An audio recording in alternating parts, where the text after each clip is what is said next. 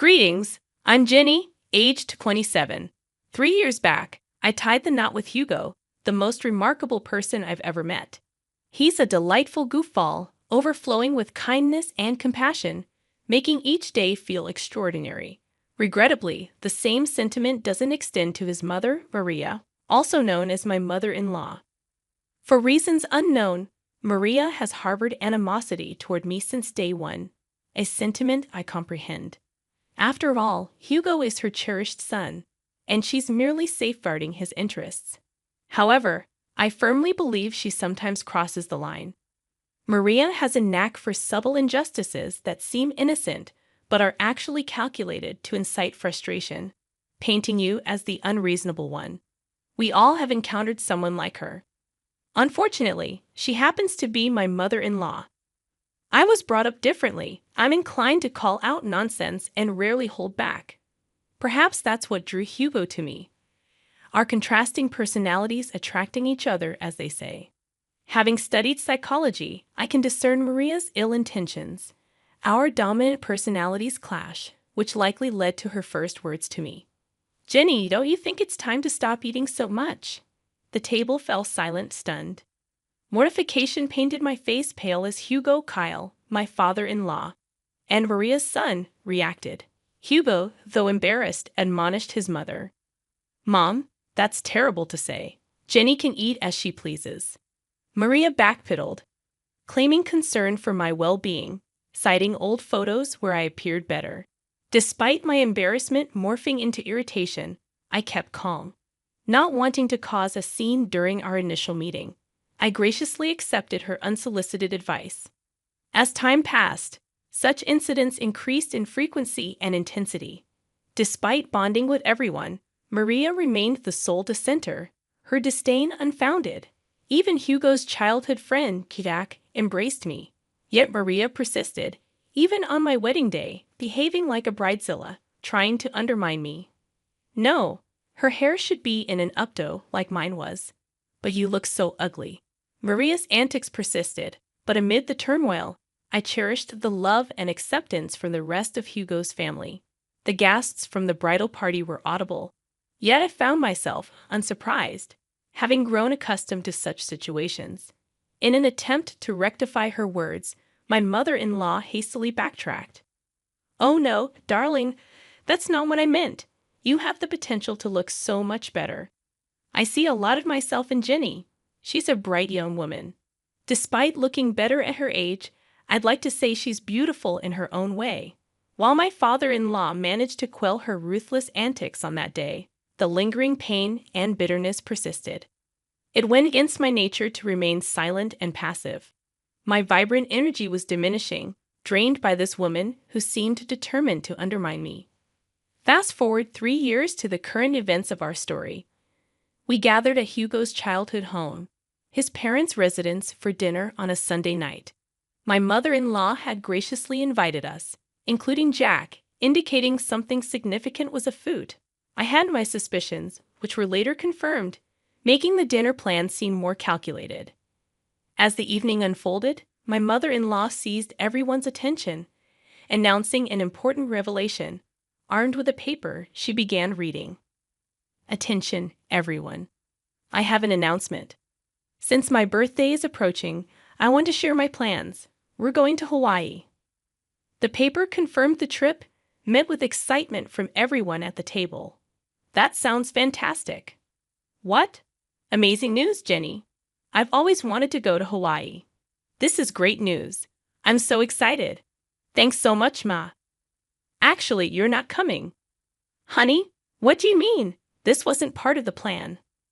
I made some last-minute changes and canceled her ticket before incurring extra charges. So, my ticket was already purchased, and she just canceled it. Why does she hate me so much? "Mom, what are you talking about?" In the ensuing chaos, Jack and I remained silent.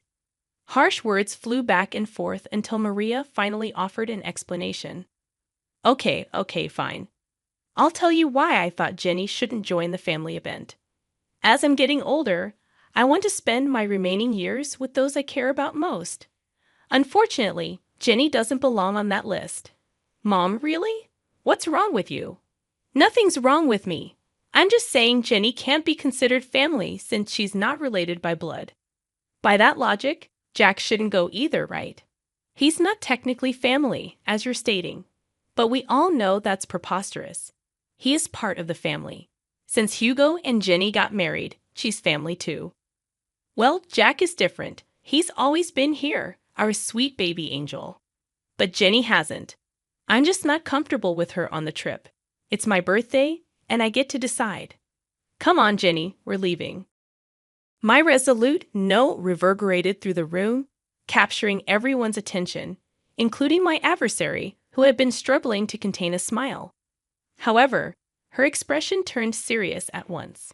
Maria, it's been evident from the start that you harbor disdain toward me. For 3 years, I've endured your unbearable behavior. Do you think we're blind to your actions? Do you believe we don't see your narcissism? Watch your tone, young lady. Remember, you're in my house. And it won't be for much longer. In fact, I'm about to leave. But before I go, there's something I need to say. I addressed my beloved husband, whose eyes burned with anger as he looked at his mother. Darling, I love you completely, and I've tried to weather this storm for so long. But it's clear now that your mother will never embrace me into this family, no matter how hard I try or how often I hold my tongue. She'll always find fault with me. You should go on this trip. You can't miss it. Despite her quirks, she's still your mother, and you love her, and she loves you. So go. Don't worry about me. I'll manage. Turning to my mother-in-law, who appeared stunned by my words, I continued. And as for you, unfortunately for you, I'm in love with your son, and I'm not going anywhere. You might think you can push me out, but I'm here to stay. Even in Hawaii, you'll be thinking of me because, let's be honest, I think you're fixated on me. How dare you? I ought to slap you right now. I'm not done. You're fixated on me, obsessed with tearing me down, and I can't fathom why when all I've done is extend kindness and patience, even when you didn't deserve it. But enough is enough. If you don't want me in Hawaii or consider me part of the family, fine. But I will always be here. As long as I breathe, I'll be here for Hugo, Kyle, and even Jack, but never for you. In that moment, I realized I had finally silenced her. She stood with her mouth agape, seemingly searching for words that her mind wouldn't allow. I bid farewell to the other family members, kissed my husband on the cheek, and headed towards the exit. Let me drive you home, at least. I can't let you take a cab. Don't worry about me, babe. I love you, and thank you for loving me. But I'll be fine. You have a trip to discuss. Okay, if you say you'll be fine, I'll believe you. Oh, don't forget your purse. Right, my purse. I left it in the kitchen. Upon reaching the kitchen, where Maria had retreated, presumably to catch her breath after the altercation, I encountered her. What do you want? Don't worry about me, sweetheart. I'm just here to collect my things. Well, make it quick. I want you out of my house. I can't believe you said those things to me. With that, she swiftly stormed out, too filled with anger to see me off. In that moment, I scoffed at her absurdity, grabbed my purse, and noticed a piece of paper next to it. Assuming it was the trip itinerary, I grabbed it to sneak a peek at what I was missing. As I began to read, I discovered Maria's handwriting. Dearest Jack, you've always been like a son to me, and I love you dearly. Oh, it's a letter to Jack. A bit strange, but I suppose it's thoughtful. For some reason, my curiosity led me to read further. The love and care you've shown me throughout the years will never be forgotten. Regrettably, even in my son Hugo's case, I feel the love we once shared is no longer there. Wait, is she saying she loves Jack more than Hugo?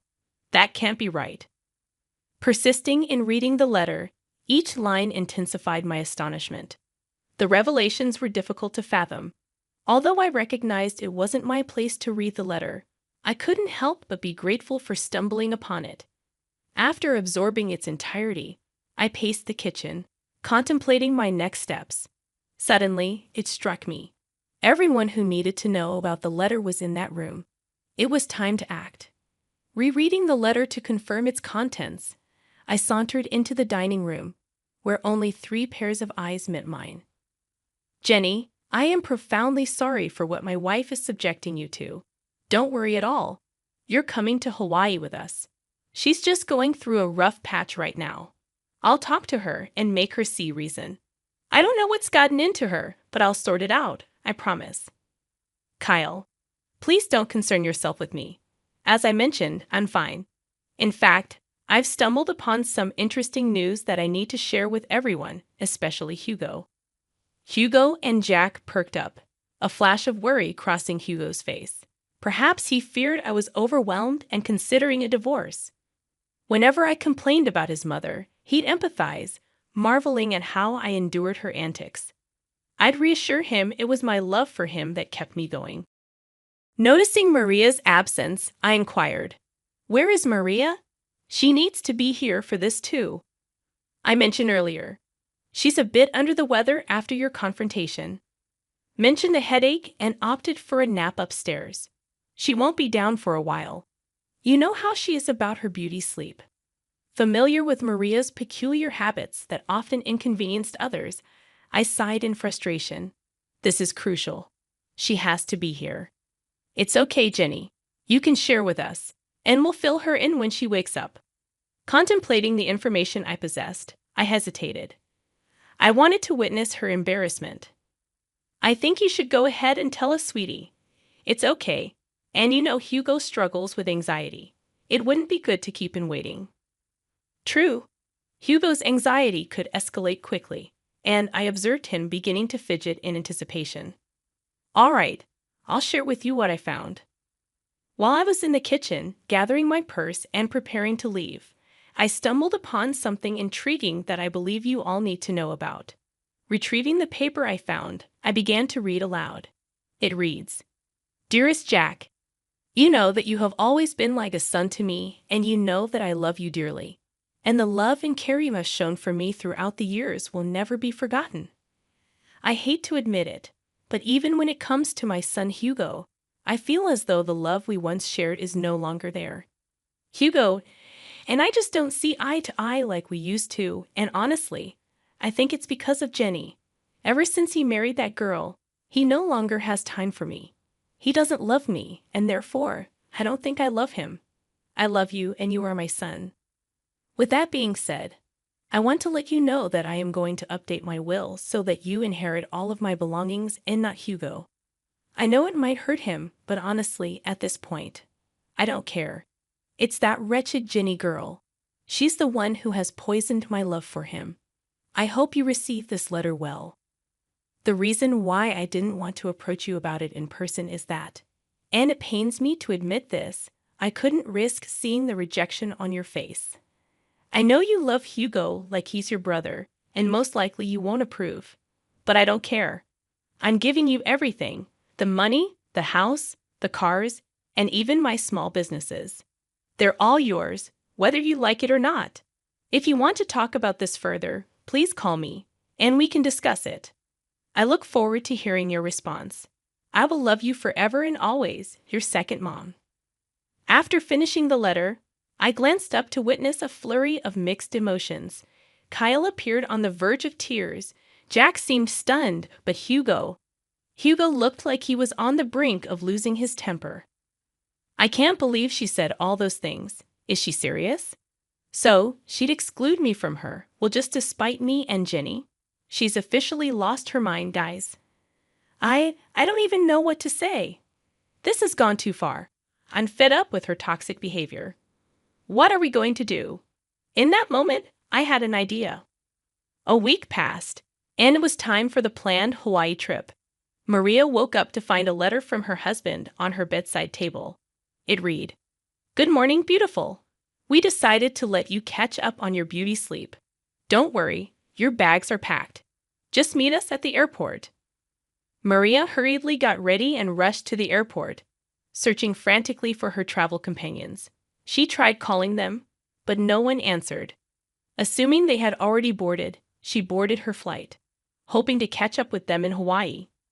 During the 12-hour flight, she landed and video called Kyle. "Hey, Kyle. Where are you guys? I woke up late and found your note. but none of you are answering. I assumed you boarded without me. Where are you? Let's start the festivities. That won't be happening, Maria.